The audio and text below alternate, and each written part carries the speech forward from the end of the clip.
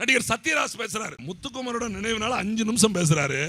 கடைசியா முடிக்கும் போது முத்துக்குமரன் சொல்லிட்டு போய் உட்காந்துட்டார். அப்புறம் 5 நிமிஷம் என்னையா பேசுறா, திருமாவளவன் திருமாவளவன் திருமாவளவன் புரட்சியாளர் திருமாவளவன் புரட்சியா.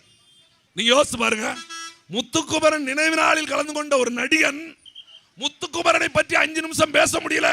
அரசியல் கட்சி தலைவரை பத்தி பேசிக் கொண்டிருக்கிறான். அந்த தலைவர் திருப்பி வந்து பேசுறாரு. நீங்க சிந்திச்சு பாருங்க, முத்துக்குமாரோட மரணத்துல அவர் இறந்து போயிறாரு. அவர் முத்துக்குமாரன் மரண சாசனத்தை எழுதி வைக்காரு.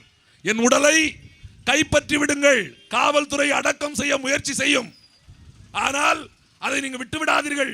என் உடலை கைப்பற்றி என் உடலை துருப்புச்சீட்டாக மாற்றி நீங்கள் போராடுங்கள், இந்த மண்ணுக்கான விடுதலை கிடைக்கும் வரை போராடுங்கள் சொல்லி எழுதி வச்சிருக்கான். ஒரு சிறு சிறு இயக்கலாம் முத்துக்குமார் உடலை கைப்பற்றி உட்காந்துட்டாங்க. இப்ப நம்ம ஆளுகளை யாரு, இந்த திமுக ஜால்ரா போடுற கூட்டம்லாம் வரும்ல, அது என்னத்தையா சொல்லி பிறக்கி சீக்கிரம் கொண்டு வரணும், அடைச்சிடணும், எரிச்சிடணும் அப்படின்னு பேசிக்கிட்டே இருக்காங்க. இல்ல அப்படி இல்லை இப்படி இல்லை, முத்துக்குமார் எழுதி வச்சிருக்காரு, நாங்க விட மாட்டோம், ஈழத்துல போராட்டத்தை முடிச்சா தான் முத்துக்குமார் உடலை தூக்கி போக வைப்போம் அப்படின்னு நைட்ல முழுக்க உட்காந்துருக்காங்க மாணவர்கள். உட்காந்துருக்கா தமிழ்நாடு முழுக்க மாணவர்கள் கிளம்புறான். எங்க சென்னையை நோக்கி. முதலமைச்சராக இருந்த கருணாநிதி ஒரு அறிக்கை விடுறாரு பாருங்க, வாங்கிய கடனை கட்ட முடியாமல் தீக்குளிச்சு செத்த முத்துக்குமாருக்காக நான் வருந்துகிறேன். எது வாங்கின கடனை கட்ட முடியாம செத்த முத்துக்குமாருக்காக வருந்துறேன். இங்க நாட்டில் அசாதாரண சூழல் இருக்கிறதுனால எல்லா கல்லூரியும் விடுமுற, எல்லா விடுதியும் விடுமுற. ஏன் சொல்லுங்க, நம்ம தான் இவங்க ஆட்சியில் எப்படியா ஹாஸ்டலில் ஏதோ ஓய்ஸ்டோர் போட்டதாலும் சாப்பிட முடியும்னு படிக்க உட்காந்துருப்போம். இவன் காலேஜ் லீவ் போட்டதாலும் போராட போறான். ஹாஸ்டல் லீவ் விடுமுறை விடுதியை அடைச்சி விட்டு சோர்லாம் வீட்டுக்கு போயிடுவான்.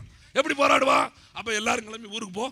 அப்போ ஒரு மண்ணுக்காக ஒரு மகன் இறந்திருக்கிறார், அதை வைத்து போராட்டம் நடத்துகிற போது அந்த போராட்டத்தை நடத்த விடாம செஞ்சுட்டு அந்த உடலை இந்த ரோட்டு வழியா இப்படி சுத்தி அப்படி கொண்டு வந்துருக்குன்னு வச்சுக்கோங்க.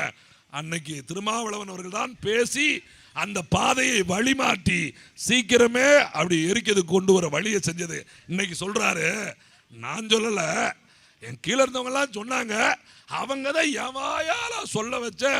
என்ன நான் சொன்னா ஏத்துக்குவாங்களா? திருமாவளவனை சாதி பார்க்க மாட்டாங்களா?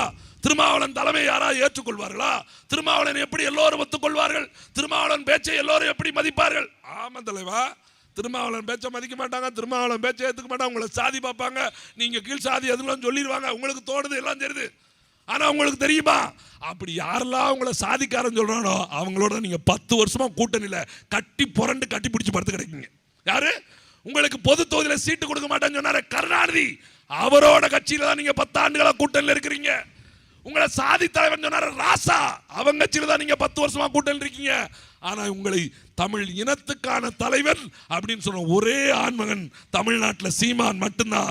இன்னும் ஒரு வரி உங்களுக்கு நினைவூட்ட சொல்ற, ஒரு பத்திரிகையாளர் சீமான்ட்ட பேட்டி கேட்காரு, ராமதாஸ் முதலமைச்சர் ஆகணுமா திருமாவளவன் முதலமைச்சர் ஆகணுமா, உங்களுடைய விருப்பம் என்ன அப்படின்னு சீமான்ட்ட கேட்ட உடனே எந்த யோசனையும் இல்லாம, எங்க ஐயா ராமதாஸ் இந்த சமூகத்துல பெரிய சமூகம் சொல்லி பிறந்தவர், ஆனா எங்க அண்ணன் திருமாவளவன் இங்க ஒடுக்கப்பட்டு அடக்கப்பட்டு இந்த மக்களுக்கு மத்தியிலாக இருந்து எழுந்து வந்து இந்த மக்களுக்காக போராடுகிற தலைவனா இருக்கா, அவர் தான் முதலமைச்சர் ஆக வேண்டும், என்னுடைய ஆதரவு அவருக்கு தான் அப்படின்னு சொன்ன பெருமகன் சீமான். அது ஒண்ணு இல்ல வீரன், அதெல்லாம் வீர அப்படித்தான் இருப்பாங்க. கொஞ்சம் நீங்க அமைதியா இருக்கீங்களா? தலைவர் ஸ்டாலின் உள்ள இருக்கான் அப்படி சொன்னா என்னதான் நடக்குது? அப்ப ஆட்சி நடக்குது, பிள்ளையெல்லாம் குடியாரனா நடக்கிறான். வேற என்ன நடக்குது? வேற என்ன நடக்குது? ஏதாவது சொல்லுங்க. குடியாரனுக்கு தட்டிக்க குடி, ஐயோ வாயிலே போடணும், குடியாரன் சொல்லக்கூடாது, தலைவா மன்னிச்சிருங்க. மது குடிப்போர் சங்கம், சங்கம் கேஸ் போட்டாலும் போடும். அவனை மது குடிப்போர் சொல்ல வேண்டியிருக்குது.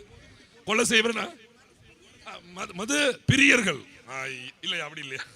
இன்னைக்கு தீவிரவாதி சொல்றானே, செருப்பு கலத்தி அப்படி சொல்ற முஸ்லீம் தீவிரவாதி சொல்றானே, அவனை செருப்பு கலத்தி அடிச்சிருக்கணும். முதலாக இந்த மண்ணில ஈழத்தமிழர்களுக்காக தன் உயிரை கொடுத்தவன் அப்துல் ரப் என்கிற ஒரு இஸ்லாமிய சகோதரன். அதே போல 2009 முத்துக்குமரன் செத்து போனா, உங்க ஊரை சேர்ந்த முத்துக்குமரன். இந்த 2 பேர் வரலாற்றை எடுத்தா திமுக இங்க உயிரோட இருக்குமா?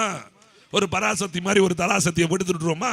முத்துக்குமரன் நடிக்கிறதுக்கும் அப்துல் ரப்பா நடிக்கிறதுக்கு ஆள்ல நினைச்சிட்டு இருக்கீங்களா? எடுத்தா வர விடுவீங்களா? டேய், ஒரு கட்சி ஆரம்பிச்சதுக்கு ஜனநாயகனே வரவிடாத ஜனநாயகம் தானடா நீங்க. ஒன்னும் பேசல. திமுக தீய சக்தி, இது ஒரு பெரிய சக்தியா? அவ்வளவுதானே சொல்லிட்டாரு. படத்தை வரவில்லையா? சரி விடுங்க, அவர் பாட்டு நமக்கு எதுக்கு? அவர் 200 கோடி ரூபாய் விட்டுட்டு வராரு, அதை போய் நம்ம எதுக்கு இது பேசிட்டு? என்ன நாட்டுக்காக உழைக்க வர்றாங்க, நாம 200 ரூபாய்க்கு அலைகிறோம், அவர் 200 கோடியே விட்டு.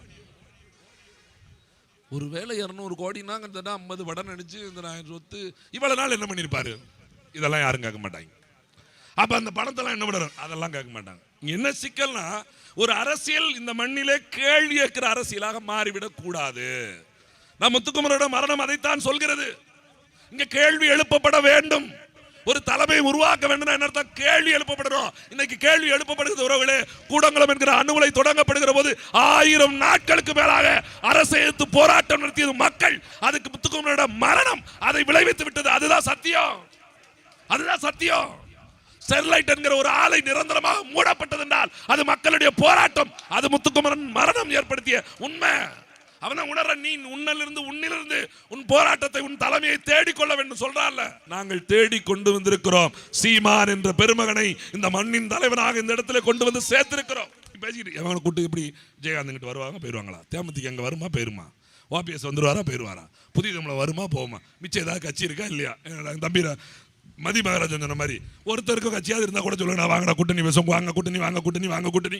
இந்த நகை கடையிலையும் ஜவுளி கடையில் இருப்பாங்க, வாங்கம்மா வாங்க வாங்க வாங்க, வந்தா போகாது போனா வரத பொருள் போகாது மாதிரி. தேர்தல் வாங்க தேர்தல் வாங்க வாங்க. 23 கட்சியோட கூட்டணி விளக்கமத்தை கொண்டாடி 23ஓட கட்சி. அப்ப என்ன பண்ணி மாதிரி தேர்தலுக்கு ஓட்டு கட்டு ரொம்ப பாருங்க.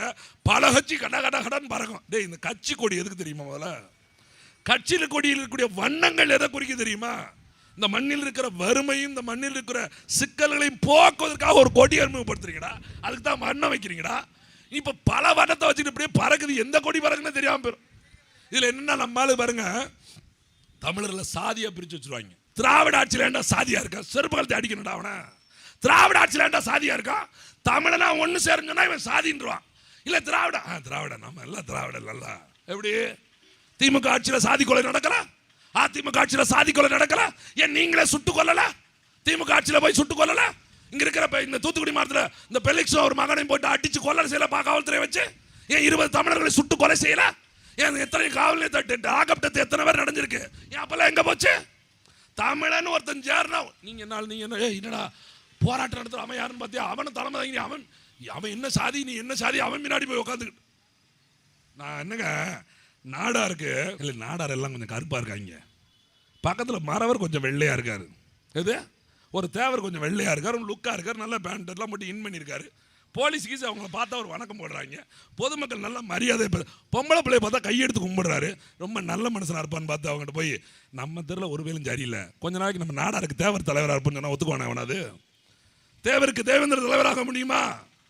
தேவேந்திரருக்கு பறையர் தலைவராக முடியுமா? பறையருக்கு வன்னியர் தலைவராக முடியுமா? வன்னியருக்கு முதலியார் தலைவராக, முதலியருக்கு செட்டியார் தலைவராக முடியுமா? செட்டியாருக்கு பிள்ளை தலைவராக முடியுமா?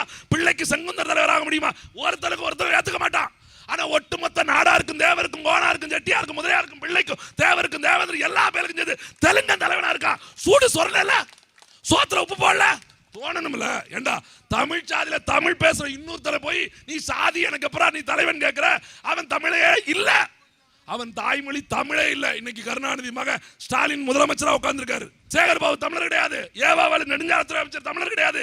KKSR பேரிடர் மீட்பு குழுவோட அமைச்சர் KKSR தமிழர் கிடையாது. இன்னும் 9 பேர் இருக்கா.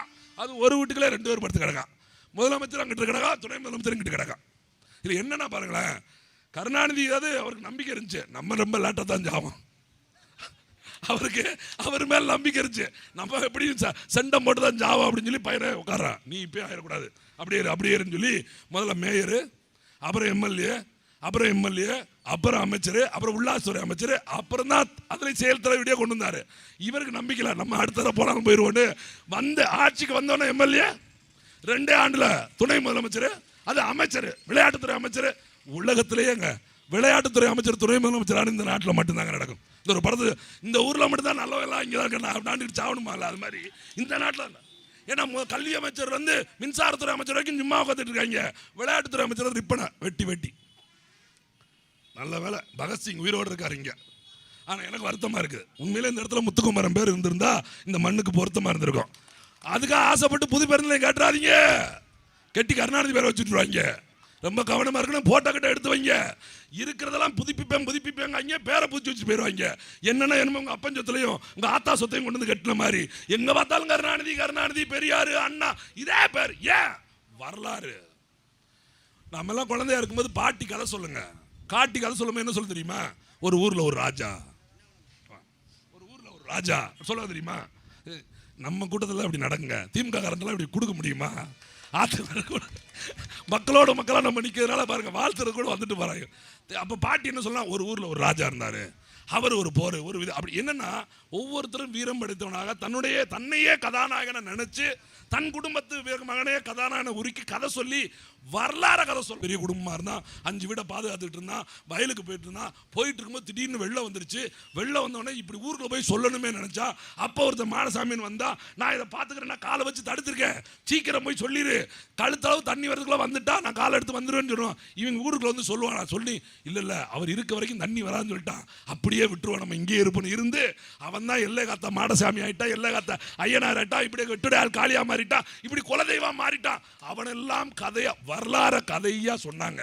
இப்ப எங்க கூட்டு குடும்பம் இருக்கு, கல்யாணம் முடிச்சோடனே டைவர்ஸ் ஆகுது. அப்படி டைவர்ஸ் ஆகலன்னா மாமியாட்ட டைவர்ஸ் ஆயிருது. பேத்தி பேரெல்லாம் பாட்ட முட்டெல்லாம் பார்க்க மாட்டேங்கான். அப்படி என்ன ஆகி போச்சுன்னா, கதை இல்லாதனால இவன் சொல்ற கதையெல்லாம் வரலாறு ஆகி போச்சு. முத்துக்குமரன் யாருக்கு நிகராக என்று போற்றப்பட்டிருக்கணும் என்றால், இந்த திருச்செந்தூர் இருக்கிற முருகனுக்கு நிகராக முத்துக்குமரனுடைய பெயரும் வரலாற்று இடம் பெற்றிருக்க வேண்டும். அவனும் முருகன் தான், இவனும் முருகன் தான். அவன் இனத்தை காக்க கடவுளாக இருக்கிறான், இவன் இனத்தை காப்பதற்காக கடவுளாக சென்று விட்டான். அவ்வளவுதான், ரெண்டுக்கு வித்தியாசமே கிடையாது.